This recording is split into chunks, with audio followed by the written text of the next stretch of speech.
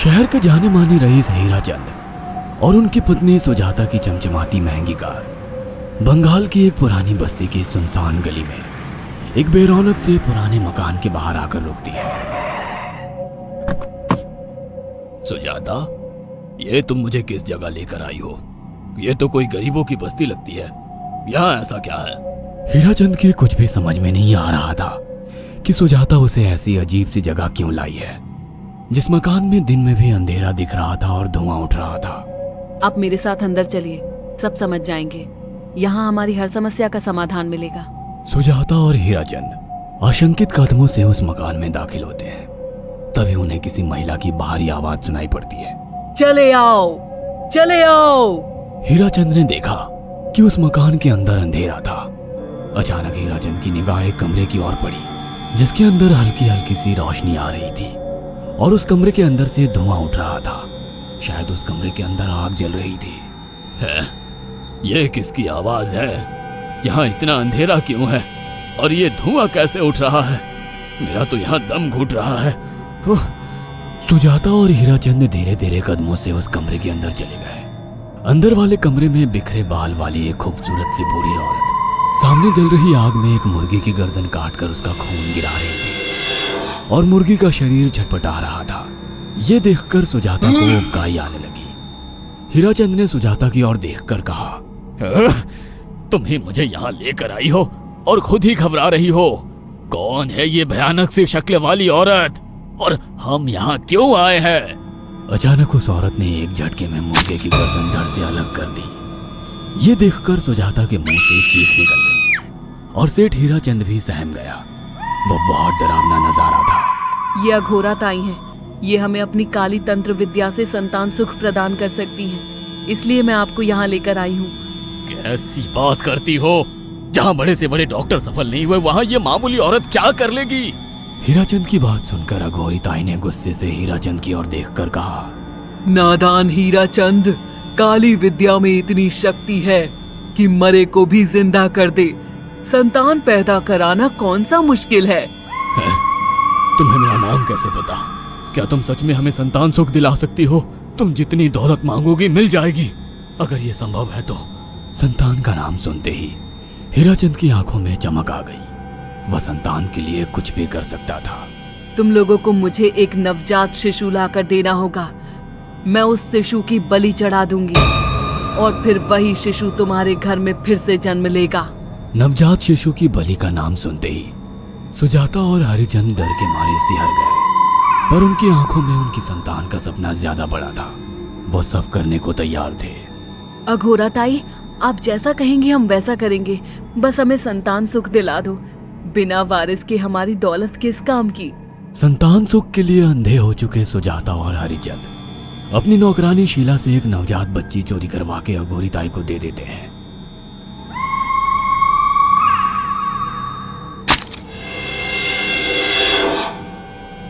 उस शिशु की बलि से सुजाता गर्भवती हो जाती है। देखा आपने, अघोरा की तंत्र शक्ति। मुझे उस पर पूरा भरोसा था। चलो चलकर उन्हें धन्यवाद कहते हैं। हीराचंद और सुजाता अघोरा ताई के पास पहुंचते हैं। वो दोनों बहुत खुश थे और अघोरा पर उन्हें अंधविश्वास हो गया था। अघोरा ताई, आप महान तंत्रिका है। आपने वो चमत्कार कर दिखाया जो बड़े बड़े डॉक्टर नहीं कर सके। ये काली विद्या है बेटा।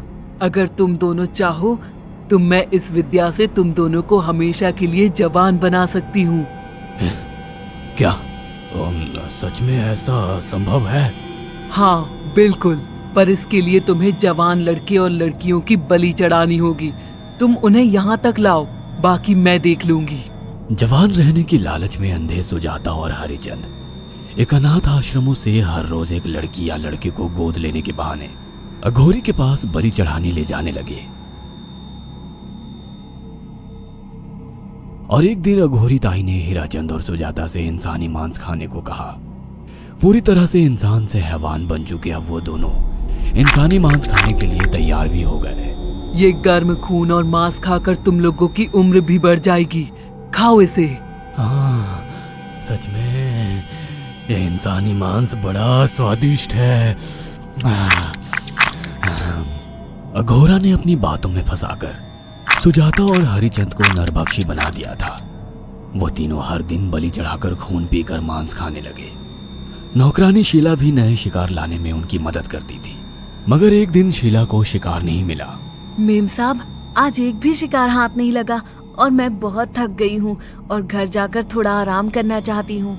कोई बात नहीं शीला, एक छोटा सा काम है, तुम हमारे साथ चलो, लौटते में हम तुम्हें घर छोड़ देंगे। जी मेम साहब।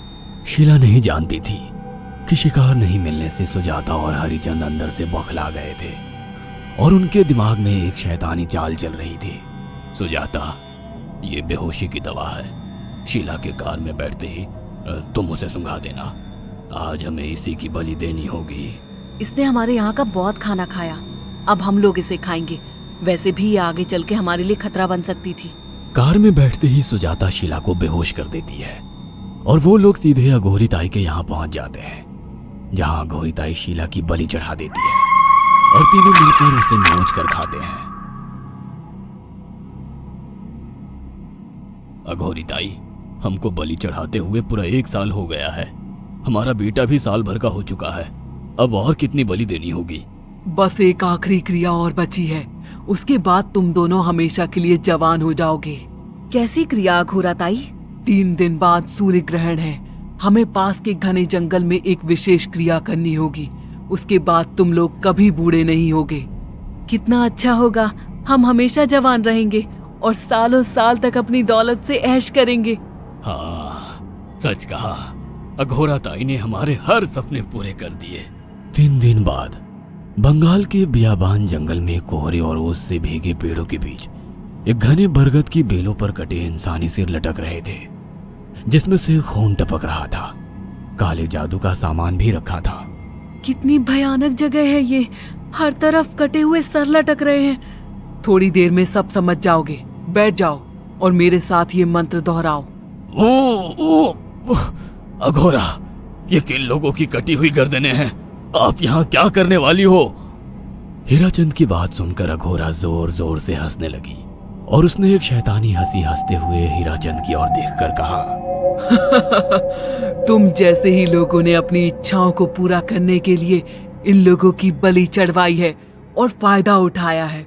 अब तुम दोनों आंखें बंद करके यहाँ बैठ जाओ और मेरे साथ मंत्रों को दोहराते जाओ। अघोरा ने सुजाता और हरिचंद को वशीकरण मंत्र और काले जादू के इस्तेमाल से सम्मोहित कर दिया और देखते ही देखते वो एक भयानक डायन में बदल गई और चीखती हुई बोली, अब मैं तुम दोनों की बलि चढ़ाकर अमर हो जाऊंगी, क्योंकि तुम लोगों ने 100 लोगों की बलि का खून पिया है। देखते ही देखते उस डायन ने फरसे से एक एक करके सुजाता और हरिचंद की गर्दन काटकर जल रही आग में बलि चढ़ा दी और उनका गर्म खून पीने लगी। जब तक तुम जैसे मूर्ख और लालची लोग अपने फायदे के लिए दूसरों को मेरे पास लाते रहेंगे, मैं उनका फायदा उठाकर ऐसे ही उनकी बलि चढ़ाती रहूंगी। दरअसल अघोरा एक डायन थी और अपना स्वार्थ पूरा करने के लिए उसने हीराचंद और सुजाता की लालच का फायदा उठाकर उनकी भी बलि चढ़ा दी। बुरे काम का बुरा ही नतीजा मिलता है। अगर आपको हमारी ये कहानी पसंद आई हो तो इसे लाइक और शेयर करना ना भूलें। साथ ही ऐसी और नई कहानियों के अपडेट्स पाने के लिए हमारे चैनल अक्षु टीवी को जरूर सब्सक्राइब करें।